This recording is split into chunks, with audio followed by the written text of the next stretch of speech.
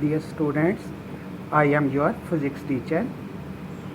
Dear students, आज हम class 10th के फिज़िक्स के चैप्टर 2 का पहले एक क्वेश्चन पढ़ेंगे.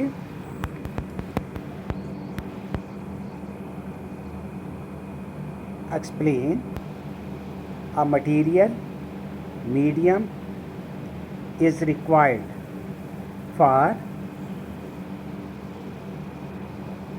the propagation of sound waves. दोबारा क्वेश्चन सुने. A material medium is required for the propagation of sound waves. Dear students, हम जानते हैं कि आवाज़ को एक जगह से दूसरी जगह जाने के लिए किसी मीडियम की ज़रूरत होती है. अगर हमारे पास कोई मीडियम ना हो तो यह आवाज़ एक दूसरे तक नहीं पहुंच सकेगी. जैसा कि हम जानते हैं कि स्पेस में कोई हवा नहीं होती, जिसकी वजह से वहाँ पे आवाज़ सुनाई नहीं देती. तो डियर स्टूडेंट्स, इसको हम एक एक्सपेरिमेंट से साबित करेंगे. Sound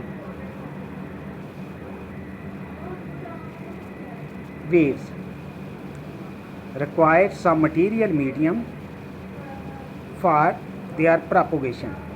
This can be proved by bell jar apparatus. The bell jar is placed on the platform of a vacuum pump. Dear students,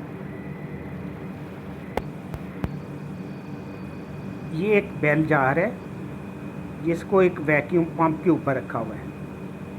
इस बेल जार के अंदर एक इलेक्ट्रिक बेल लटकाई हुई है जिसकी दोनों तारें वायर किसी पावर सप्लाई के साथ अटैच है.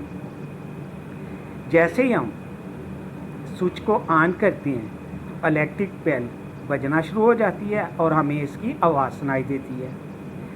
अब अगर हम इसका वैक्यूम पंप ऑन कर दें तो ये बेल जार से हवा बाहर निकालता जाएगा. जैसे जैसे बेल जार से हवा बाहर निकलती जाएगी, आवाज़ बारीक से बारीक होती जाएगी और एक टाइम वो आएगा कि जब हमें बेल बजती हुई नज़र तो आएगी लेकिन आवाज़ सुनाई नहीं देगी. इसको उसने बताया है. Electric bell is suspended in the bell jar with the help of two wires connected to a power supply. By setting on power supply, electric bell will begin to ring. We can hear the sound of the bell. Now start pumping out air from the jar by means of a vacuum pump.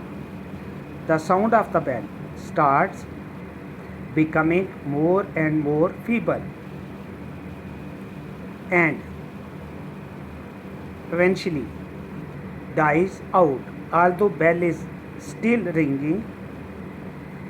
When we put the air back into the jar, we can hear the sound of the bell again. From this activity, we conclude that sound waves can only travel या propagate in the presence of air or vacuum. तो dear students, ये आपका question था. Explain a material medium is required for the propagation of sound waves. तो उसको हमने इस bell jar experiment से प्रूव किया कि साउंड वेव्स उस वक़्त हमें सुनाई देती हैं जब हमारे इर्द गिर्द कोई मीडियम यानी एयर वगैरह मौजूद हो. अगर एयर वगैरह मौजूद नहीं होगी तो हमें आवाज़ सुनाई नहीं देगी.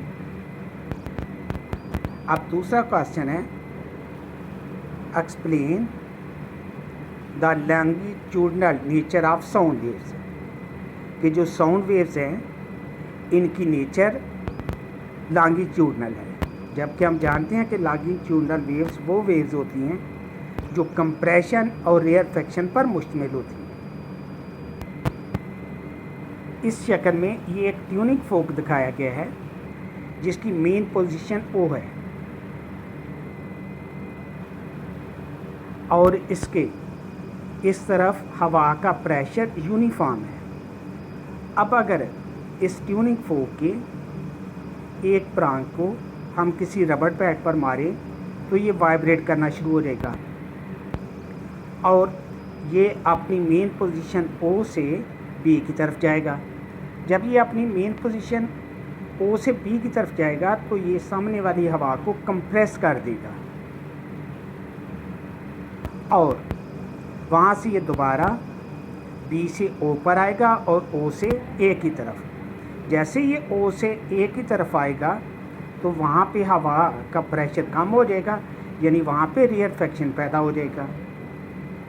क्योंकि ये ट्यूनिंग फोक लगातार वाइब्रेट कर रहा है तो इसका मतलब है कि ये एक कंप्रेशन पैदा करता है और उसके बाद रेयरफेक्शन, और ये दोनों एक सीरीज़ में आगे को बढ़ते चले जाते हैं। और इस तरह से ये जो साउंड वेव्स हैं ये कंप्रेशन और रेयरफेक्शन पर मुश्तमिल हैं, इसलिए हम इनको कहते हैं कि ये लॉन्गिट्यूडनल वेव्स हैं। अब क्योंकि दोनों की डायरेक्शन आवाज़ और हवा के कंप्रेशन रेयरफेक्शन की डायरेक्शन सेम है, इसलिए हम कह सकते हैं कि साउंड की नेचर लॉन्गिट्यूडनल है, जैसे यहाँ पे बयान किया गया है।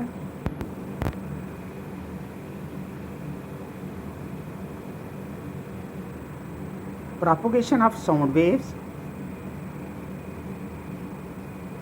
produced by vibrating tuning fork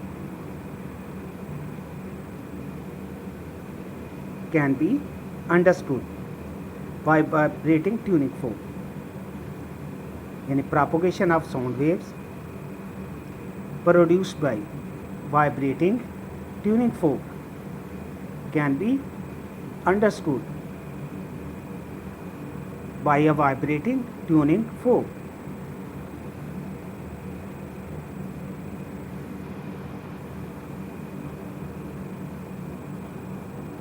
Before the vibration of tuning fork, density of air molecules on the right side is uniform, यानी वो बिल्कुल हवा की डेंसिटी एक जैसी थी। When the right prong of tuning fork moves from main position to O to B, it exerts some pressure on the adjacent layer of air molecules and produces a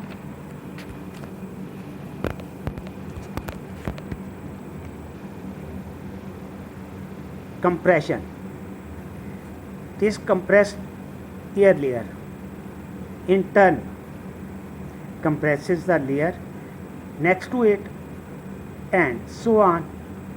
A moment later the prong began to move from B towards A. Now the pressure of the adjacent layer decreases and a rarefaction is produced. This rarefaction is transferred to the air layer next to it, and so on. As the tuning fork moves back and forth rapidly, so a series of compression and rarefactions are created in the air. In this way, sound waves propagate through the air. As in the figure, the direction of propagation of sound waves is along the direction of oscillating air molecules. This shows the longitudinal nature of sound waves. तो dear students, आज हमने दो question पढ़े। पहला question है explain a material medium, is required for the propagation of sound waves. और इसको हमने एक बेल जार एक्सपेरिमेंट से प्रूव किया कि एयर को एक जगह से दूसरी जगह जाने के लिए किसी मटेरियल मीडियम की ज़रूरत होती है। और दूसरा क्वेश्चन था कि explain the longitudinal nature of sound waves, कि साउंड वेव्स की नेचर लॉन्गिट्यूडनल है। तो ये भी हमने ये एक्सपेरिमेंट से साबित किया कि एक ट्यूनिंग फोक जिसके एक तरफ हवा की डेंसिटी या हवा का प्रेशर बिल्कुल एक जैसा है, लेकिन जैसे ये ट्यूनिंग फोक ओ से बी की तरफ वाइब्रेट करेगा, की तरफ जाएगा, तो ये अपने सामने वाली हवा को दबा देगा और वहाँ पे कंप्रेशन पैदा हो जाएगा। और जैसे ये बी से ए की तरफ आएगा तो वहाँ पे हवा का प्रेशर या डेंसिटी कम हो जाएगी और वहाँ पे रेयरफेक्शन पैदा हो जाएगा। और क्योंकि ये ट्यूनिंग फोक लगातार वाइब्रेट कर रहा है, इसलिए हर कंप्रेशन के बाद एक रेयरफेक्शन प्रोड्यूस करेगा और ये कंप्रेशन और रेयरफेक्शन आगे की तरफ बढ़ते चले जाएंगे, जिससे ये जाहिर होता है कि साउंड वेव्स जो कंप्रेशन और रेयरफेक्शन पर मुश्तमिल हैं वो लॉन्गिट्यूडनल वेव्स है। और क्योंकि दोनों की डायरेक्शन सेम है, जिधर को कंप्रेशन और रेयरफेक्शन जा रही है उधर कोई साउंड वेव्स जा रही हैं, इसलिए हम कह सकते हैं कि sound waves, the nature of sound waves is longitudinal. तो डियर स्टूडेंट्स, ये दोनों क्वेश्चन आपने याद करने हैं और इनको कॉपी पर नोट करना है।